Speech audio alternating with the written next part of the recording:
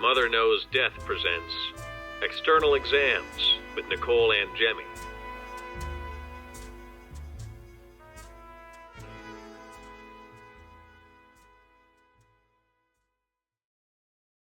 Hi everyone, welcome to Mother Knows Death. On this week's external exam, we will be having our most requested guest, my husband, Dr. Gabriel Angemi. Hi Gabriel, welcome to the show. Hi. Is Nice it- to be here. Is it weird for me to call you Gabriel because I don't think I've ever called you by your first name in the past? Only when I'm in trouble, right? It's the weirdest part is doctor. Just don't do that. Well, we're so proud of your accomplishment. So let's start off by talking about the awesome trip that we just took. Why do you want to tell everyone why we drove across the country for 2 weeks? Well, there was supposed to be just to culminate at graduation, right? Like that was the whole plan. Drive out and drive back. And like ultimately go to Los Angeles and graduate from school. But like, why do that without all the awesome stuff, you know? Yeah, that was so much fun. So why don't you tell everybody what you graduated from? Why were we going there? Where'd you go to school? So I was in an educational doctorate program at USC for organizational change and leadership. Sort of like the last degree conferral in like a 10-year process. There's a bachelor's in public safety administration, a master's in emergency and disaster management, and the organizational change and leadership. So I just kind of like spread it out a little bit. And that's all like a reflection of like what I experienced at my job and what I'd like to try to like think about.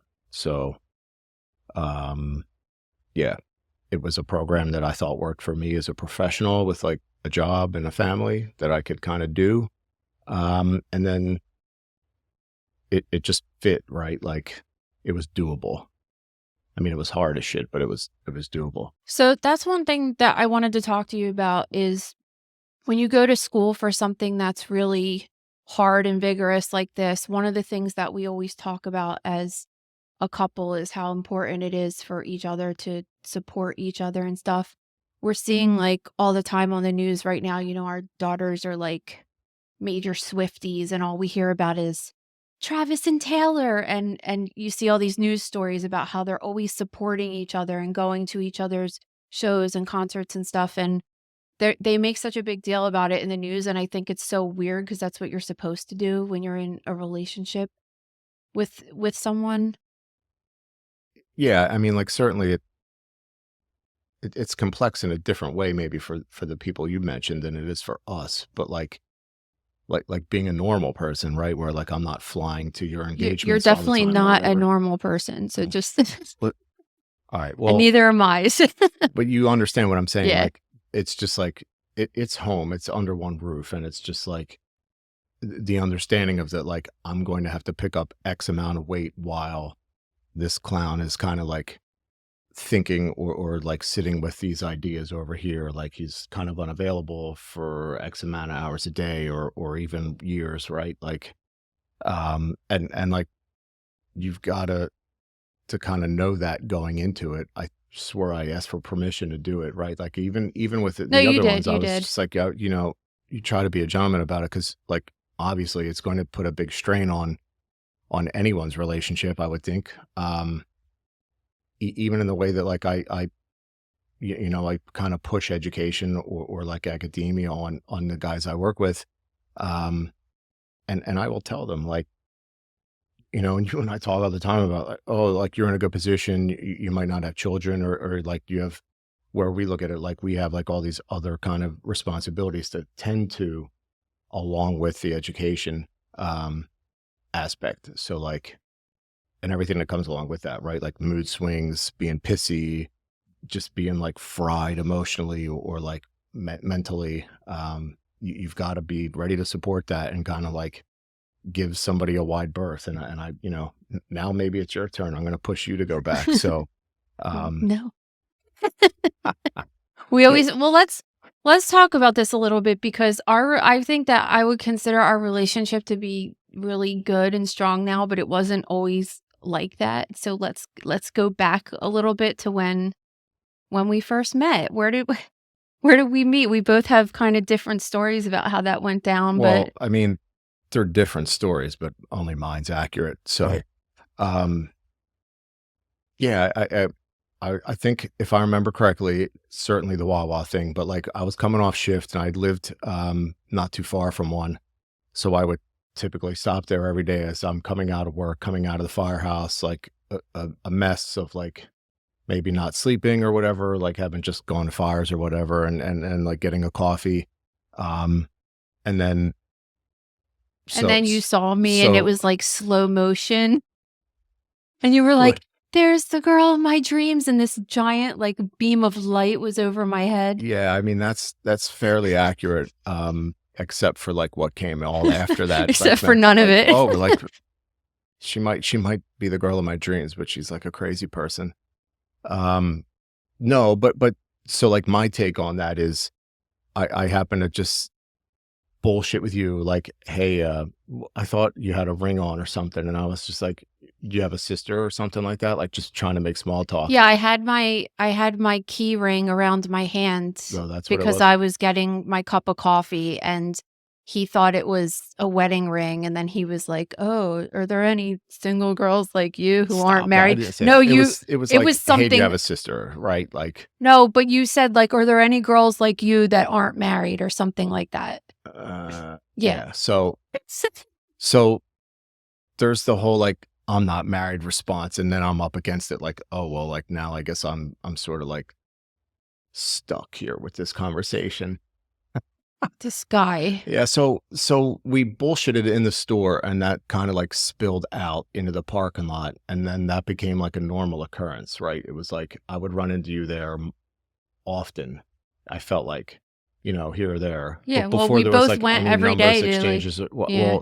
so having said that, everyday bit, um, I'd be remiss if I didn't bring in Maria's version of this that was more or less like you saw me one day there that I didn't see you. And then like Maria was rushed every morning trying to get to school and like you were late to pick other people up and you were this or that, like as you were stalking me at the Wawa, like waiting for me to show up and get coffee. Like that's like my version of I it. don't know That if Maria ever corroborated that story, but well, you I'm don't sure even there's you a don't even follow up on another podcast where like this can kind of like go down a rabbit hole on another thing or whatever. But like you ask Maria and see what she says, and I'm gonna be over here Okay. like I'm winning. All right, you have the story all wrong. Okay. Okay, so the first day that we met, we exchanged numbers that day, Okay. actually, and then we went out on a date a couple days later. You didn't have a cell phone yet, No. so I called What you. an I had to amazing call your time. house. Yeah, right. So I either had to call your house or email you. Email. So we Could you went imagine like the and we went immediacy? on our first date, and if I thought it was pretty good. We went out to dinner, and then you drove us to Ocean City, Right. and Big fan of that place. and then we left, and we like had a makeout sesh, Mhm. and then I was like, "Oh, this guy's awesome." I was like so into him, and then he, just started being weird for like Forever. the next well, forever, yeah, but Yeah. like Up until like right this very second. like for like 3 whole years, just terrible. Just we just couldn't get it together. Well, I mean, I was plenty together, but like you were in a big rush, like, and I just was on my own timeline and kind of like, you can even ask the cats at the firehouse. Like, yeah, there's a few I would even say out loud. Like these guys would hear me talk and be like, "Oh, this girl's rad. Like, I think she's solid or whatever. Like, this could be it. Like, I think I might have found her, and like she's exactly it. But like, she's just in such a damn hurry to like, you know, Well, if I was so rad, why you not Harry? Like because I just had like the terrible views on like long-term permanency and marriage, I guess, stemming from my childhood. But like oh, well, now that you're getting it out, at that's least a we whole know other what the problem conversation. Yeah. Well, But so it was rough for a couple years, and that's one of the things that I wanted to talk about was I feel like, I mean, we've almost in July, we have met like 16 years ago. That was a long time ago. That's a long time ago. And I think that it was a combination of like me trying to rush you and you not communicating your fears about things that is why it took so long for us to like jive. Mm. And then when we finally communicated better and then we started really trusting each other, like telling each other our like deepest, darkest secrets and stuff, that's when things got really good between us. But it took a long time to get to that point. For sure. And you know, it's easy for me to think about the idea of like mutual trust, like in the firehouse or on the fire ground or something like that. Like, but with the relationship, it just wasn't like something that I was really looking at or like considering at all. So like I feel like once I sort of took the principles of that from work, which is maybe reverse engineering it or whatever, but like once you understand that concept and the team idea and trust, like then it's sort of like all downhill from there, I guess. Yeah, and I think that that's our biggest thing is that we work as a team. One of the things that you always hear about your friends complaining and stuff, relationships, is like this one does too much, this one doesn't do enough. And you hear about like these male female roles and stuff. And Gabe and I are very like Gabe does all the laundry for our entire house, all the kids, me, everybody. I don't even really know how to work the washing machine. And I mow the lawn. But then we also do very traditional things like I cook dinner every night and I refuse to take out the trash unless you're at work, of course. But that's like not my job. So we're very good with those sort of.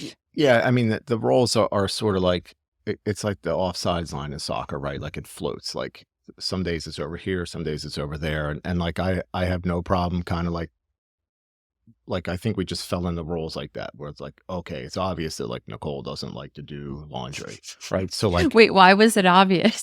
well, because it just stacks up, and then it's like you know, and I know where this comes from. Like, I actually I'd probably not blast mom or whatever, but you know how you and Maria would always go on these tangents about the towels, right?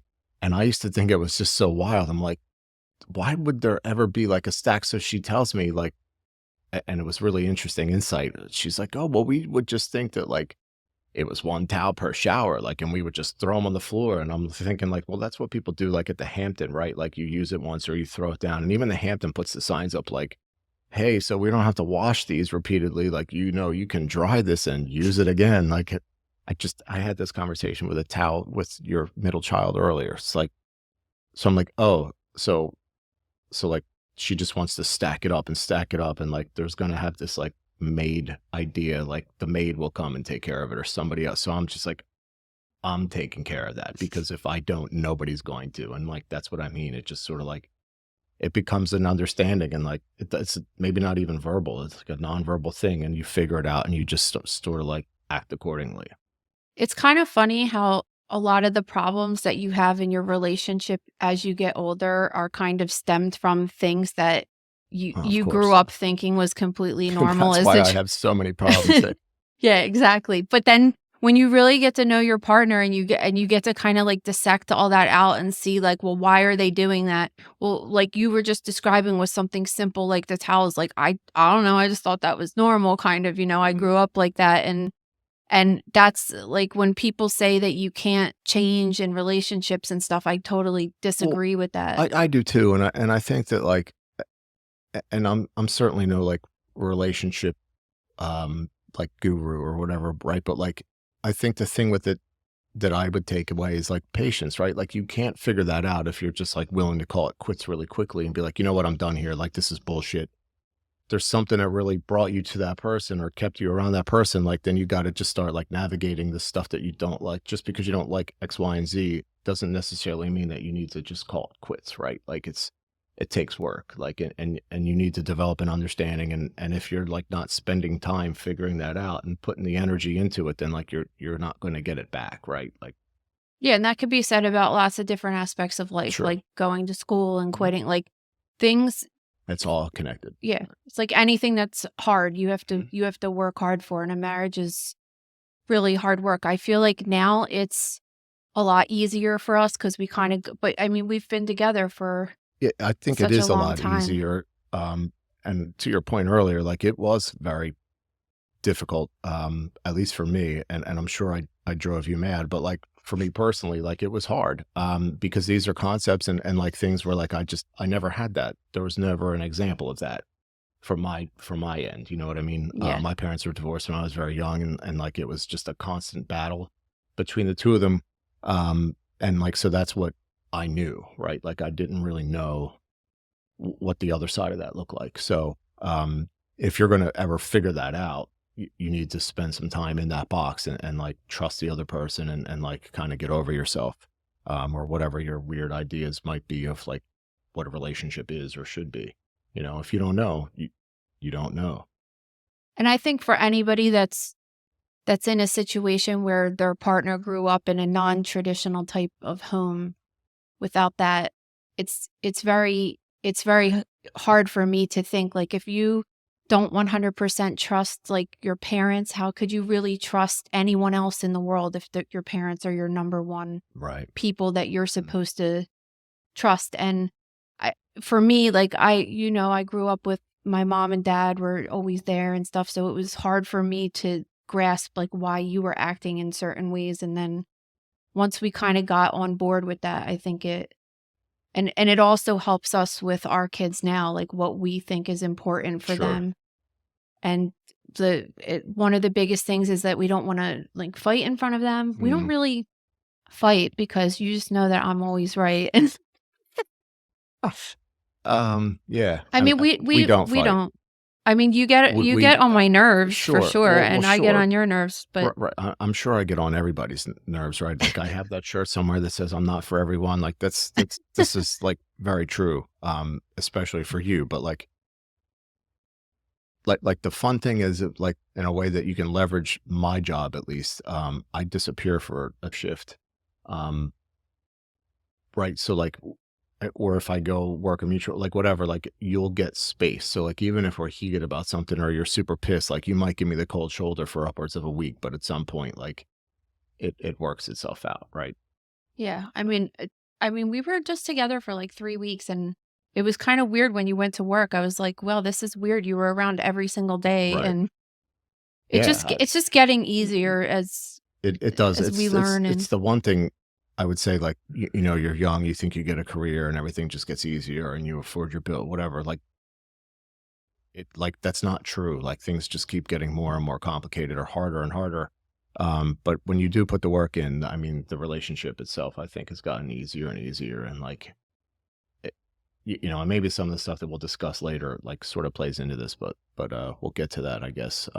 As far as like jobs and like professional life impacting yeah. you know, the home life. Well, let's talk a little bit about education because you're super into academia now, and you just got your doctorate, I'm super but done at yeah. but you're 48 and just got your doctorate right now. So clearly you had a huge life before being 48 years old.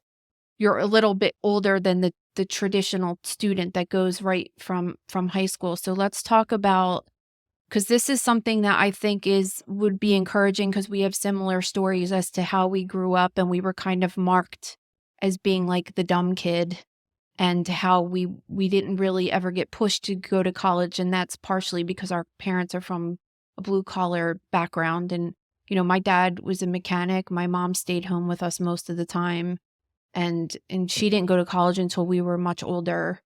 Your mom was a homemaker too, and then your dad was a fireman. So let's talk about when you went to school. Like, you weren't really into school when you went to school, right? Grade school. No.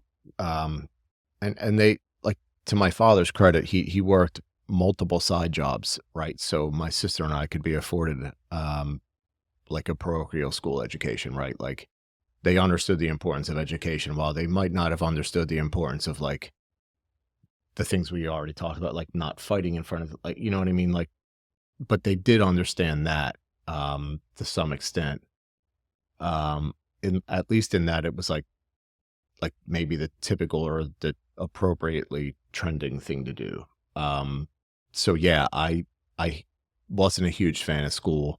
Once I found a skateboard, um, baseball went by the wayside, um, soccer went by the wayside, and then like largely school or anything formal, right? Like anybody telling me what to do, like I mean, walking down South Street, I think I might have been 11 years old. My father, we parked our truck at 11's, Philly Fire Department right there at South and whatever, Ninth maybe. Um, and like I'm walking down the street as a very young kid, seeing people like sleeping in doorways and like sort of with this punk rock haircut and everything. I was just like, the hell with every single person's rules. I'm just, doing whatever I want.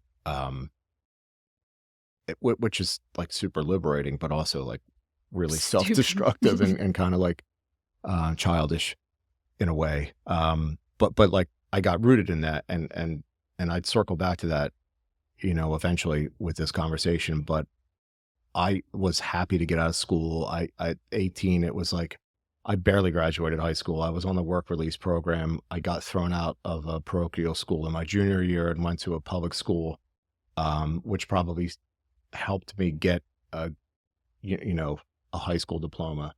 And like my last year, the only reason why I was able to pull that off, because I probably would have dropped out like a boatload of my friends were doing, and just try to get a GED if that.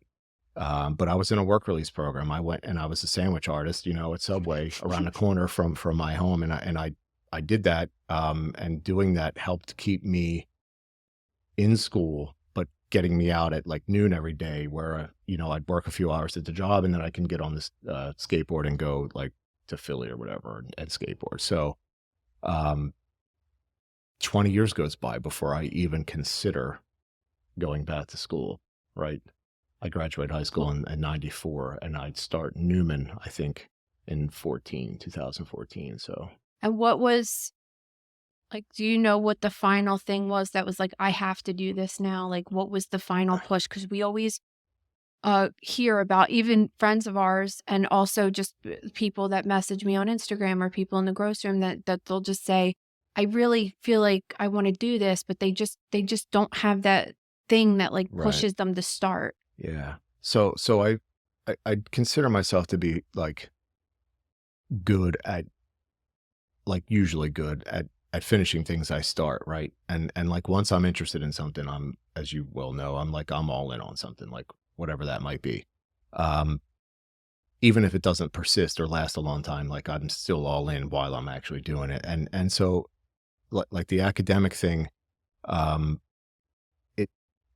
it was maybe around 2011, right? Because like I said, I started Newman in 2014, but I probably started trying to go back to school sooner than that. So, and like, here's a loose bit on it. The city of Camden police department was being undone. So you get the governor, he comes in, he slashes state aid. So like the city, and this is all very like summary, right? The transitional aid from the state to the city is like gone, like overnight. He shuts that off. And then like, so the city has to make up huge budget holes, right? And like one of the ways they did that was by laying off firemen and demoting firemen and, or firefighters, right? And then they just completely disbanded like a 150-year-old police force. I don't know how old they were at the time, but so the city of Camden police goes away. And then like the next day it's Camden County police, right? So this is 2011. And, I remember thinking there was a lot of talk about like, they're going to do that same exact thing with the fire department, and I'm over here like, I think everything's good. I'm like really getting into my job. I think I'm good at it.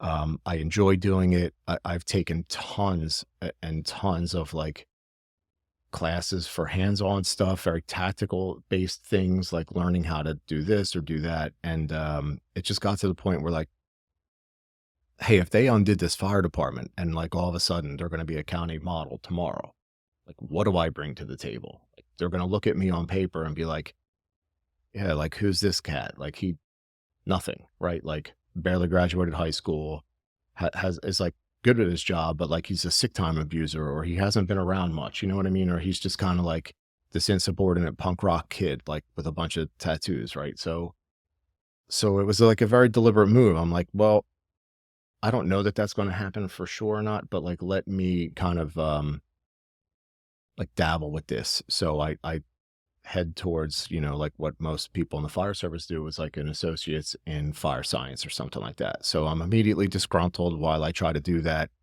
I test into Camden County College, and what do you know? They won't even put me in college classes, right? Like that wasn't unexpected on my part, but like I've published articles in like Fire Engineering or Urban Firefighter magazine. Like I'm a published author in trade magazines, and you know, Camden County told me I had to go to like writing skills 3 or something, instead of like college level courses, right?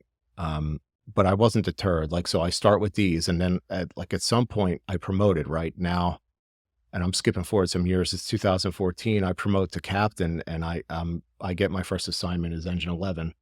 And my friend Max stops by the firehouse, and he's in cohort 1 at the Newman program. Um, and he basically explains to me like how he got in and how he took like all this prereq stuff that he like had been doing with hands-on classes, and how they kind of like do that with the registrar, and they like convert, you know, hours of education into CEUs or whatever. And like I'm not going to go into depth on that, but I basically went to Newman. I met Dr. Donnelly, and thank God she kind of explained it to me, and then sent me like immediately on the path home to like take these. I had like a 3-inch stack of stuff, right? Like just hours and hours and hundreds of hours of courses from like, you know, the state's task force for the USAR, urban search and rescue work, and like all the training and all the hands-on stuff you'd put in, and they converted it. And like I wound up being just shy of 90 credits through their matrix to get into that program. And so I did it. And then like I had to acquire a few things, like, what do they call that? You might know, it's a CLEP. Does that sound right? Is that the word? Like to get like a couple of credits that I needed to like meet the 90. I was like around 86 or something, like with the way they converted it all.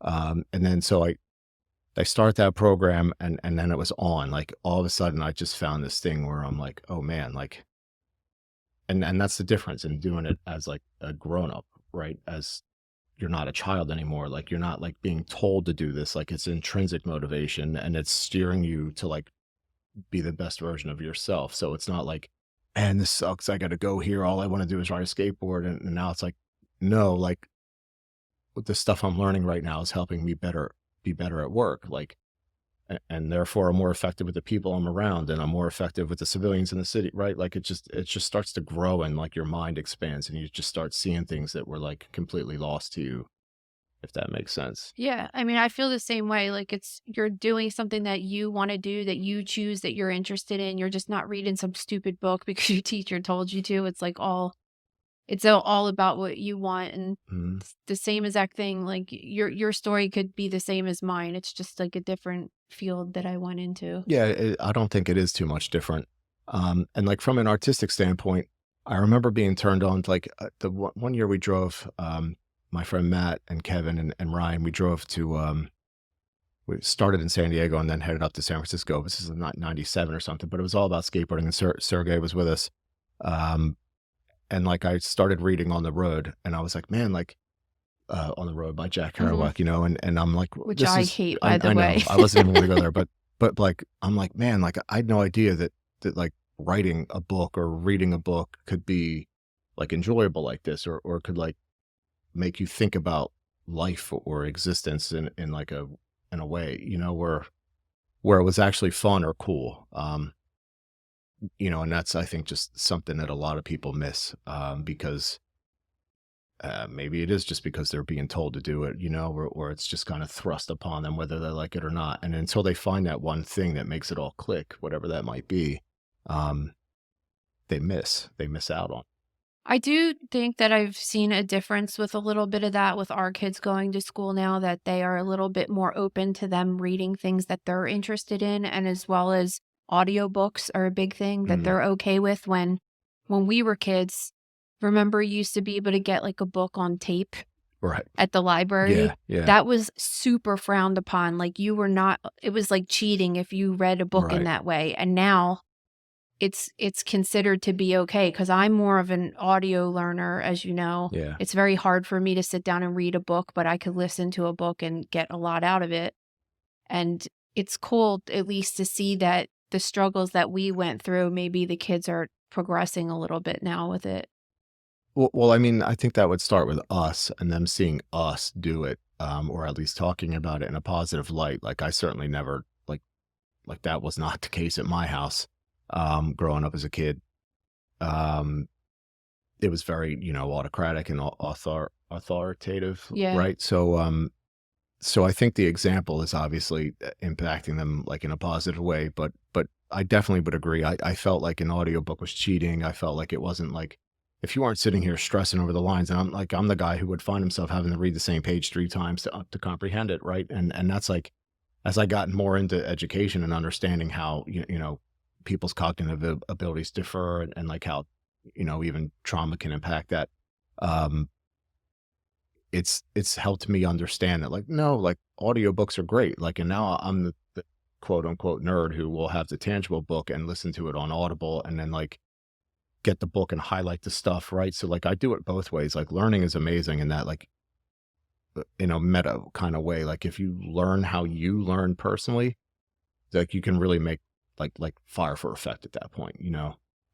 so And when we were kids, though, it was just like, this is the way you learn. mhm, And it doesn't matter, like, right, if you feel this way or whatever, like, we all just do one thing. right. And it is changing. It's not fast enough, but Mhm. it is a little It's bit. not changing fast enough, and it's largely still probably counterproductive in a way, but there's people who are looking at that closely and doing a lot of really awesome work, that I doubt we have the time to get into here, but like, I'll digress all day long, and I know like Maria's got us on a tight time schedule here, so All right, let's talk about, since you were just talking about art and everything, I think that we're again in a similar situation that we both consider ourselves to be artists and very artistic people, but we have these professions. Like I have pathology in the world of medicine, and then you have firefighting, and both of those professions are not traditionally one that an artist would have. So what do you do to kind of like let out that outlet? I get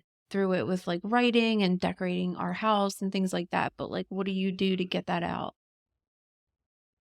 I mean, I feel like all I really do for an artistic outlet anymore is just photography, but at the same time, I do write quite a bit, and it'll be cool, kind of fun to like not have to write academically anymore and like kind of develop some other stuff on my own that I'd prefer to do rather than what I should be doing. But yeah, I mean, like artistically speaking, I'm obviously preferring art over science all day long. I'm sort of into that like lived experiences kind of thing, and I don't know. It's like when we met, I remember my basement had flooded, and like I had like a large show's worth of stuff floating around in my basement, and all the stuff that I was making at the time, not photography obviously, but like I was like, you know what, like I think I salvaged a few things out of that and just kind of moved on from it. So like that was an outlet that I wish I could have kept all that and like worked harder to sort of like figure all that out. But like I just basically left it there. It was like a really difficult time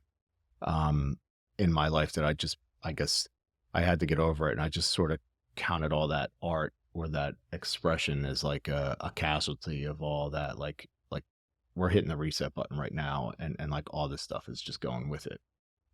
So basically it's just mostly photography now, but like obviously there's other stuff I do. I like going out and doing this and that. So that's the main I thing. think one thing that you might not even realize is like the biggest art project that you've done in the past couple of years is what you've done with your firehouse. Yeah, I mean, I certainly would consider that an art project. Everybody that stopped by, friends of mine, they're like, "Oh, it's like a museum in here, or whatever." It's Yeah. like I do rather. That's a large compliment for me. Um, and that's just once you get started on something, you don't really realize like where it's headed or what it's going. It's kind of just like this thing that builds like daily. And then there's like maybe lulls in it, and then like explosions where it's like right. And that's not obviously that's not just me. Like there's several people there that have like absolutely been all in on that idea also. So I would never want to claim that as my own, but like the firehouse itself has been a bit of an artistic endeavor and sort of release, and I think it's awesome. Like it's a great place to go and work now. Yeah, and I think just to explain to everybody what I'm talking about, like the firehouse was just a regular old firehouse, not too many things hanging up. And now he has collected all of these pictures from guys that worked there over the years, and they're hung up all over the place. It's when you go visit now, there's something to do there, a lot to do, to look, and it's cool that you're bringing the history of the firehouse back, and it's kind of on display in such a very visual, appealing thing to look at. It looks awesome there. Yeah, just think a lot of that was kind of missing. And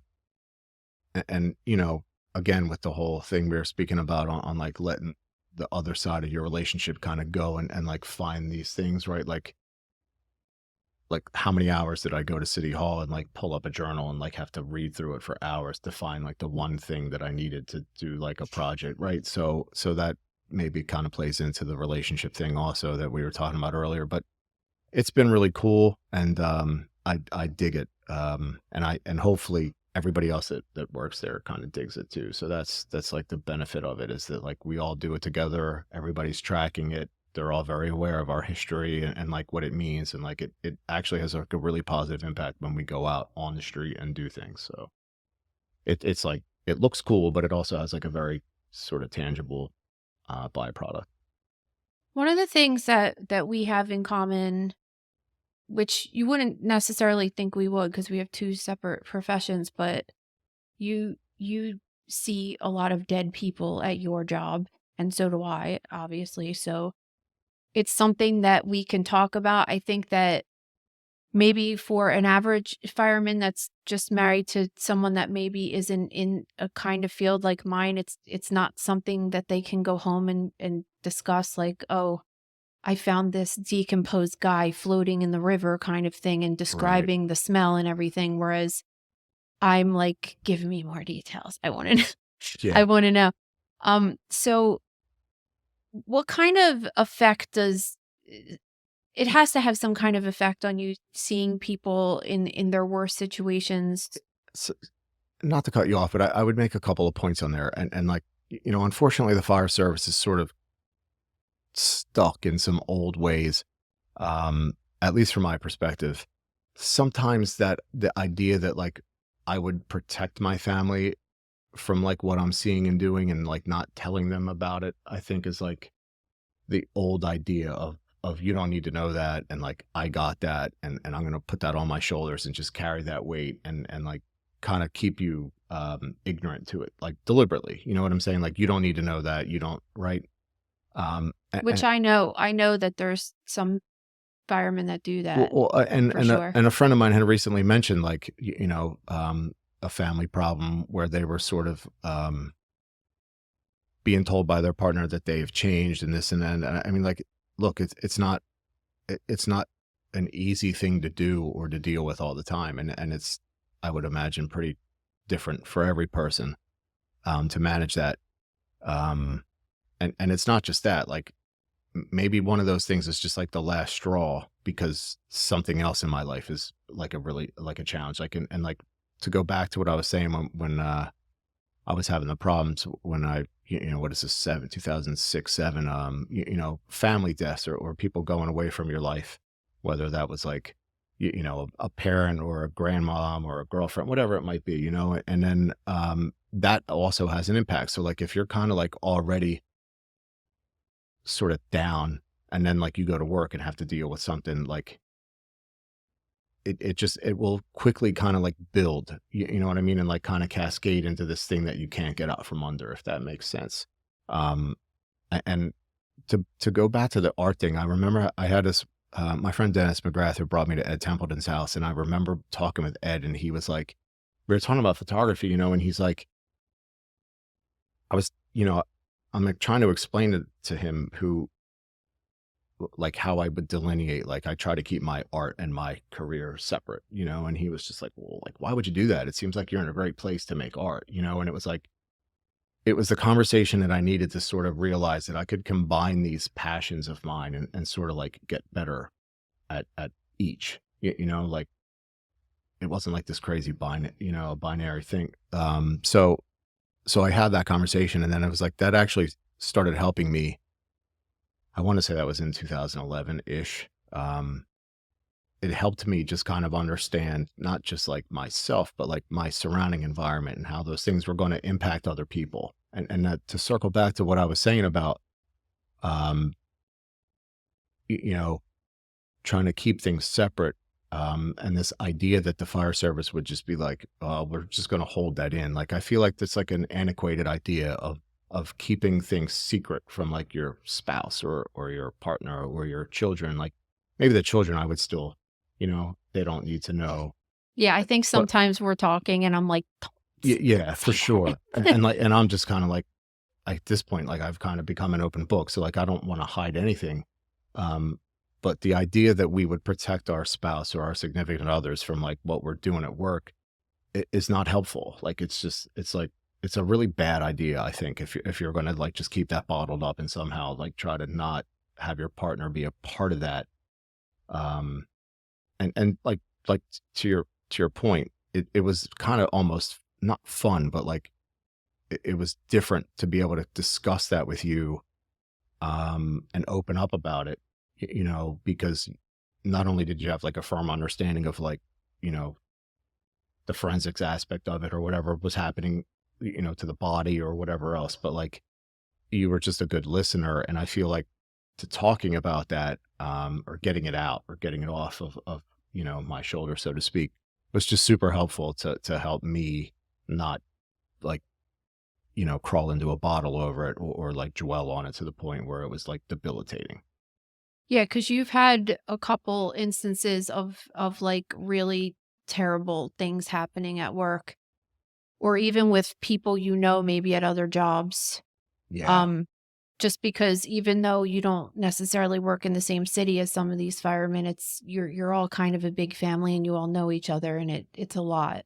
Yeah. I mean, like I've learned that a network is like really important. And I don't mean that in like a very sterile, like I've got a lot of good friends in other jobs, right? And then like if you're close with other people and they're experiencing things at their job that aren't, always going to be good, you can also have those conversations with them and sort of like help each other work their way through that. So, um, obviously, like the bigger your network kind of gets, the more susceptible to those kinds of things you sort of become. Um, Especially when there are professionals in other fire departments that are busy going to fires or whatever. That might be New York City, it might be Baltimore, something like that. Philadelphia, right over the bridge here. You have friends in these places, and then like you see something terrible happening on the news, or like we're pretty quick with the phone and everything's so immediate. Like you'll get a text, or like you might even be in an area where like even last fall I was at an event, and guy was there 1 minute, and then a few hours later, he's running a job where firemen are losing their lives. So the more people you meet and the bigger you grow a network or like have friends in these places, like the more susceptible you are to that, which is, a good and a bad thing. But at the end of the day, all you can do is kind of like be there for your friends and help try to get them through it.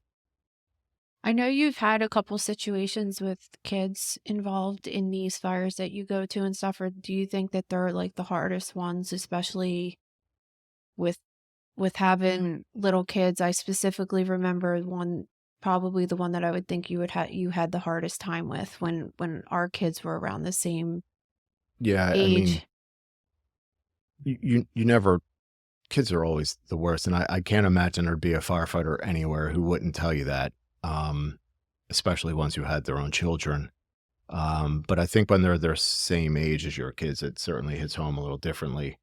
And then when it was your job to prevent that from happening, um, you know, that gets a little harder, like a harder pill to swallow, because you're the you're the guy, right? Like you're the person in those places who are Yeah. supposed to prevent that or stop that or alter that course. And when you can't, it's just like it can be devastating on multiple fronts, you know. So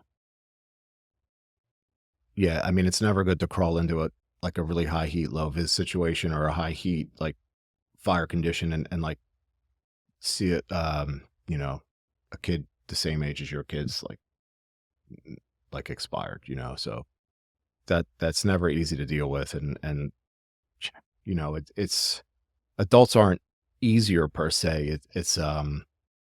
It's maybe just like one less aspect that that you would be able to kind of, you know, like at least they were, you know, a little older, or they had lived their lives. They were able to like grow up and like enjoy lives or have their own children, right? Like when you're a kid, you didn't get a chance to like to live or experience life, you know. Yeah. It's tough. And I think that's why it's important that you can talk to your family about that, because I know that some fire departments like offer help for things Mhm. like that, but especially when you were going through that, like I remember we had to talk about it a lot because it's not something like you come home from work and talk about over coffee and it's done with. It's like Nah, it takes months and years even to just really sure. be able to move on from something like that. Yeah, yeah. And like, I mean, collectively, the fire service, I think, has gotten quite a bit better at this. The amount of resources and the idea that like that they need help. Because it's like a relatively new thing. It sounds kind of crazy, but it's like a new thing. It's like, oh, well, like we need help, right? Like, and again, going back to like you're the people who deliver the help. Like they call you when they're having their worst day, and then you go and solve that problem. So so that's one of the reasons why I think firefighters struggle with it so much. Um, and it might just be one thing, like maybe not everybody's working in like a really busy shop, but like in the course of a career, the one thing might be what undoes your entire career. Like so collectively, like I said, there's much better resources and much better awareness around it. Um, I don't know that I would 100% agree with all of it. Also, like I feel like um, there's maybe a little bit of like an enabling aspect that like isn't probably something we would get into in this realm, but like I feel we're getting better at recognizing it and sort of supporting one another and kind of getting past this like machismo bullshit Yeah. that sort of perpetuates this idea that like you can't talk about it or you know. Yeah. Yeah, And like as with anything, there's going to be people that legitimately need it and then people that of abuse course. the Yeah, system. So yeah, like that's just inevitably going to happen because that happens. yeah. The fire That service happens. is certainly no different than I mean, we're all human beings, right? So like that's not like a firefighter thing. That's just human nature. Yeah. And there just has to be like a certain level of like resilience you build up towards certain things. You can't just be coddled over every single Right. Yeah. thing that happens. I mean, personally, I'm way more interested in post traumatic growth and you know Yeah. PTSD per se. And that's like maybe a new concept for some people, but that's in my opinion the direction we should maybe be moving in more so than um And being like a helping victim. everybody think that they're messed up and they have every right to be messed up. And like you know, when you lead people to that, um you're certainly not leading them to answers, right? Or to getting better. Yeah. It's just like, well, okay, yes, we can recognize this happened to you, but like now what? What are you going to do Right. with that? Yeah. Or more importantly, like put the front end work in, right? So that like this is like the left of bang thing for us, like get ahead of it before it happens. Cause like this is what happens at my job, right? Like it's not an unknown. So I think we need to get better at sort of being ahead of it. One thing that is really weird about being married and being with you for 16 years is that I see you every single day. And like, I don't like ever look at you and say, "Oh, you look old. You look like you're getting old," right? I mean, I don't age at all, but I'm just talking about you here, babe. But I feel but old. then You're like wearing me out. I'll look at pictures of the girls even from when they were babies Mhm. and then I say like, "Okay, Gabe looks like he's getting older just by looking at pictures. Your hair was darker and you just like look different, right?" Thicker. Yeah. But one thing I definitely have noticed is you have changed so much since I met you. just even talking about when I met you, it just like, I'm like, I like you so much more now than I did then. Like I was That's more like, helpful. when I met you, I was just more like that lust thing, just like very like attracted to you and stuff. But now it's just like, you're just, I just love you so much, like as a friend and as a person more, because you're just like so much more of a decent human being than you were when That I took a met lot of you. work. Yeah. But yeah, so one of my questions is from, 24-year-old Gabe that started the fire department in 1999 to almost 49. I say almost 50-year-old Gabe is, you're almost ready. I mean, technically you're eligible to retire really soon. December. So how have you changed in the fire department? Because I don't know how much you really want to speak about that. Like what you used to do and what people thought of you and how much you've progressed over the past 25 years.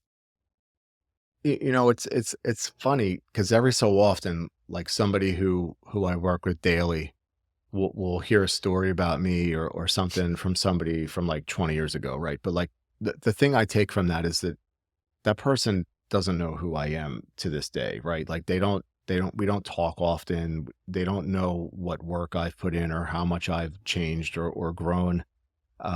So like to them, I'm very much still, the guy from 2002, right? And there's no trace of that in you anymore. I wouldn't go quite that far. Every so often that will, Well, yeah, when you like, I I understand don't do that. that much around here, but at work, maybe that comes out a little bit more than it does on the home front. But largely you're accurate. Like that's like not a thing anymore. Cause it's like, and every so often I'm like, wait, like, bro, stop. Like that's not you anymore. You don't need to like do that. So even if it's like highly effective in some certain, kind of circumstances. Well, it shines through with how you raise your children sometimes. Well, The yeah, immaturity and the teaching them to burp and like well, spitballs in the restaurant. fun, right? That's fun. Yeah. And at some point, hopefully they'll realize that like daddy's kind of a clown for like letting me carry on like this. But, yeah, I feel like I've certainly put the work in and the biggest, I guess the biggest aspect of that whole is that like you have to recognize it. And I'd say like that's where you obviously would come in because like if you're not being held accountable or like nobody's like having like an honest conversation with you, then you're never even going to realize that like your behavior is not right. Like right, like if that's using people or like just like being nonchalant about like relationships, or whatever it might be. And that's where mentorship comes in and like um kind of like getting what you need from people, and you have to realize that this is a problem or have identified it before you can sort of like seek out like the appropriate help, right?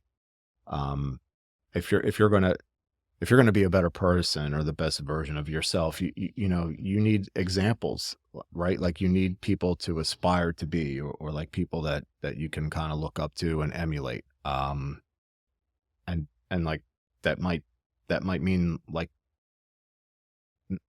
not having relationships with people that are no good for you, or like not cutting people out of your life, but just kind of like not putting as much stock or time and energy into, right? Like I can't support people who aren't going to support me, or um I can't go and do this anymore because this person is clearly on like you know a whole other thing of like self-destruct. Like this is not good for me. So you have to recognize when and where. Like I say this at work a lot. Like I go by two things. Like if you're the smartest person in the room, you're in the wrong room, and that's like not an insult, but it's just like it's like an intrinsic. Like I have to recognize that, and then if everyone in the room is an asshole, then you're the asshole. Like those are two things that I sort of. So I look to like think that way all the time. Like what is this relationship going to do for me? Like who am I surrounding myself with? Like where do I want to go? Like with very deliberate intent. Um, and like as far as growth is concerned, if you're surrounded by people who are only looking to hold you back or like do dumb shit, for like lack of a better term, then that's where you're going to be, and like that's what you're going to do, and it's just you got to make a conscious decision, like you're on a different path, and like find who's going to help support that path. And we talk about that all the time too, about how people will say like, "Well, you've changed," and it's like, Yeah, but we think that's a compliment, like you should that's the change as you point. get older. Like isn't that the point? Like to grow, right? Like so yeah, like I hear that a ton at my job, and I just well, this guy changed or that guy, they're different, they changed. And I'm like, well, that's not bad. Like honestly, you should be willing and able to change your mind, or to like pivot. You know what I'm saying? Like if you're not, then you're kind of doing it wrong. Yeah, you're just like you're like Al Bundy. We always talk about that, Oh man. talking about polk high football, right? Right. Just like Right. you just never grow. Yeah. And when you grow, you change, and Mhm. hopefully the person you're with is also growing and changing, and you guys can kind of do it together instead of Yeah, yeah. I mean, like you feed off of that. I don't want to be talking to you about what I was doing on a skateboard 25 or 30 years ago. Like that's cool and all, but like that's not, if I'm kind of relying on that conversation, then like that's going to get old real quick. Like it's sort of like grow and progress and like talk about new things and like see what else is going on out there. And like in the relationship, if you're kind of fostering that in one another, then like the team goes that way, right? And then your kids sort of emulate that, right? So let's talk about your dissertation because it was really awesome. I had to read it uh, like 500 I still have to read it every at edit. least one more time before I can. Yeah, do we have to? Just just briefly, just tell us because I think a lot of people that might want to go to grad school, they might not understand like when you decided you were doing this doctorate program and you knew what the title of this major was, did you know right away like, okay, this is what I'm going to write my dissertation on because this is what I want to do? No, not at all. And the cool thing about like research or even academics in general is that like there's like this nonlinear, Yeah. I go here and then like I meet the wall and then like I learn something that disproves what I was thinking, and then like I have to kind of right. So and I like that, it's one of the things I like about doing that kind of work. So I only recently named it, and loosely it's sociocultural human performance, and it's based upon like leadership and professional development for fire officers, fire company officers. Um, and of course it's framed like, so I'd be remiss if I didn't say that basically my place that I work has sort of been the reason for me to do any of this stuff, right? I don't work in Baltimore. I don't work in New York City. I don't work in Cherry Hill. Like I don't, so I can only kind of navigate my academics with the organizational experiences that I have, right? So like all my work is about the place I'm in, and trying to seek understanding about how to help make that better. Um and in this place it's just extremely complex. So I think I had to sit with like a 30-year problem, right, to try to figure this out. And like along the way, all the stuff you figure out, just like we talk about growth, like the stuff you figure out or the stuff you read about, like just makes you a better person and a more understanding person. And like all these things that I'm working on that have nothing to do with the fire service make me extremely better at the fire service, if that makes sense. So like I was saying this earlier, like the fire science thing I started off with, I just think that's extremely narrow. Um, and like if I want people to be better firefighters, it's like they're not going to stop in the middle of the fire floor and be like, oh, well, this is the part where the fire tetrahedron comes together. Like it just doesn't work like that. And God forbid they wanted to go on to another career or do something in retirement. Like the fire service doesn't really assist you in doing that. Like they're very like, no, just stay in these like four walls right here. And you're going to be a better firefighter. And I just don't think that it works like that. I think that the work I did in my dissertation or my master's capstone or whatever, just kind of broadens your horizons. And like when you broaden like that, you kind of, you'll circle back to the place you're at and sort of identify issues and problems or circumstances or frameworks or whatever it might be that are just broken and or like not effective. Um, and while that will maybe ruin your life, um, at the end of the day, you can sit with circumstances or problems and try to really identify how to fix them, right? And like, I don't know that I answered your question because I didn't really speak No, to the you do. And this is something that we talk about all the time. Again, a similar thing, because one thing that I remember, especially when I was working in the gross room a lot and stuff, was that just, working with a bunch of doctors, and they just think, oh, you've seen one thing, you see it all, and you knew everything, you have some degree, and you read some books, and now all of a sudden, like, that's all you have to do in life. And the fire service is kind of opposite, that it's like not as strong academic. Oh, I've been to this many fires and I know everything. And like the perfect job ever, whether it's being a firefighter, whether it's being a PA or nurse, anything in the world, is that you have book smarts and then you have job smarts. And it's this beautiful marriage of like how everything should be and the world would be a better place. We always say that, right? So yeah.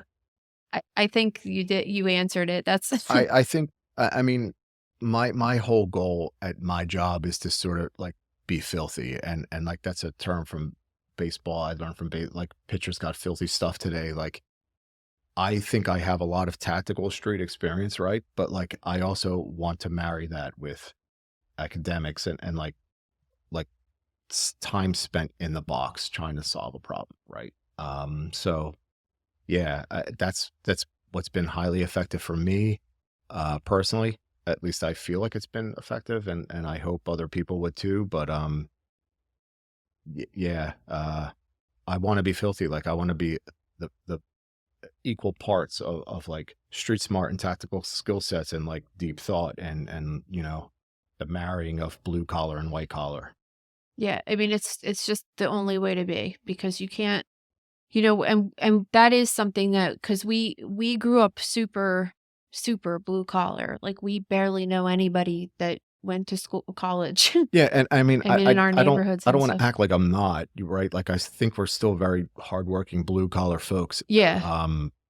So I would never want to like act like that's improper or not good. Well, yeah, and I mean, I think that I learned so many skills from my dad, just being, and that makes me a good PA on the job, Right. even though I already had the academics to back it up. Yeah. It's like, because trust me, I worked with plenty of doctors who did not know how to use any kind of street Yeah. smarts to figure anything out. Yeah, and I mean, it's not like I'm sure we both know plenty of people with advanced degrees who are just Yeah, we do. so like I would never even think like, and in the fire service, unfortunately, there's like that whole negative connotation to like college boy or whatever, like Jaws, like Hooper, right? Like Quint and Hooper. But it doesn't have to be that way. Like learning is cool. Getting smarter can help you be more effective on the street. And like if you're like mission oriented, then that's what matters. To at least when we're talking about like the fire service, that's all I really can relate to. Your thing is probably not much different in that you see people with advanced degrees and like they're just like very kind of like shut off to like what you look like or your approach to things or Yeah, and they just think they that don't they have have to work. a degree higher than you or whatever it might be. It's it's kind of unfortunate, but like when you do find the people that are rare and they're a little bit of each, I think that they're the ones who are filthy at their chosen profession. I agree. Well, I think that we've let the people listening hear a lot about the inside of what this is. Yeah, I mean, I was a little surprised that I was requested, to be quite honest with you. When Maria told me that, I was like, really? Like people on her thing give any shit about what I'm doing or what I'm talking about? Like that's kind of news to me. I don't think so. I think a lot of, you did podcasts with Jason on Leadership Under Fire. You've been on a couple different Yeah, podcasts, and we'll hopefully have another one of those coming up by the end of the summer. yeah. And I think a lot of people have listened to it and they just want to hear what you're doing. And I'm always saying how awesome what you're doing is. So Yeah. I'm like You're proud hyping it mama up. over here. But this is like a typical date night conversation Gabe and I would have. Yeah. This The is only thing missing is the Ethiopian food. the sitting right there. Ethiopian food and other stuff. All right, we're done. All right, we're done. All right. Well, thanks so much for being here, babe. You're the best. I Love appreciate you. it. I love you too. Thanks for having me.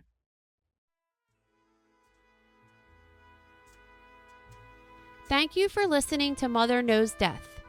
As a reminder, my training is as a pathologist assistant. I have a master's level education and specialize in anatomy and pathology education. I am not a doctor and I have not diagnosed or treated anyone, dead or alive, without the assistance of a licensed medical doctor. This show, my website, and social media accounts are designed to educate and inform people based on my experience working in pathology so they can make healthier decisions regarding their life and well-being. Always remember that science is changing every day and the opinions expressed in this episode are based on my knowledge of those subjects at the time of publication.